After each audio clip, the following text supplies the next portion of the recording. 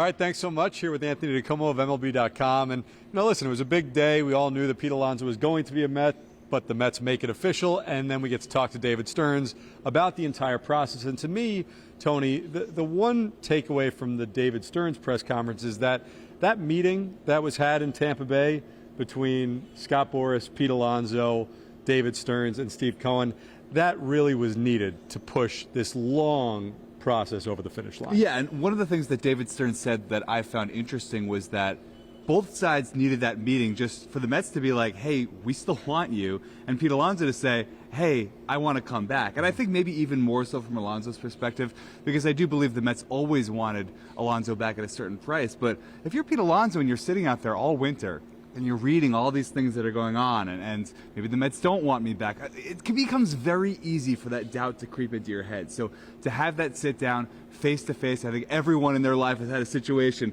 where they, maybe are talking to someone, but seeing someone face to face can really hammer home a point that, hey, there's still something here. And I think that's exactly what happened with Pete Alonso and the Mets. Yeah, and David Stearns talked about it a couple of times, how Pete really seems excited now that after that meeting, he's really all in. And I think, it's one thing to have Pete Alonso back in the fold, but you have to have a bought-in Alonso. It's not a situation where you want a guy that's a little disgruntled and annoyed with how things went, and this is where he ended up, and then that's going to be the season. Especially with the aspirations of this team, it's important that everybody's pulling on the same end of the rope.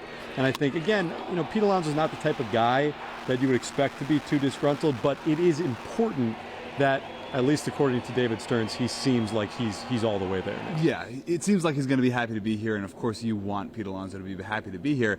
That being said, Pete Alonso was certainly motivated to have a big year last year, and it didn't quite happen. It wasn't a bad year, but it wasn't quite that Pete Alonso standard that we've seen.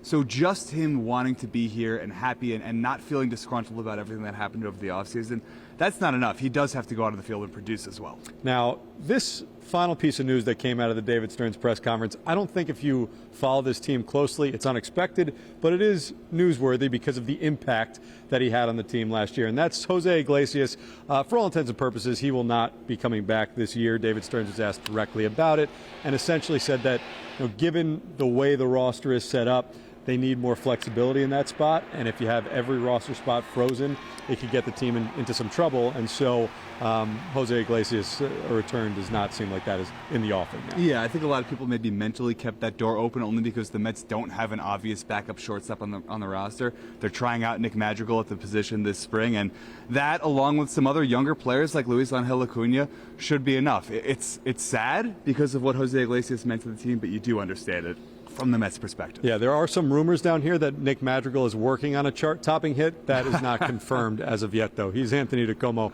I'm Steve Gelbs. Let's send it back to you.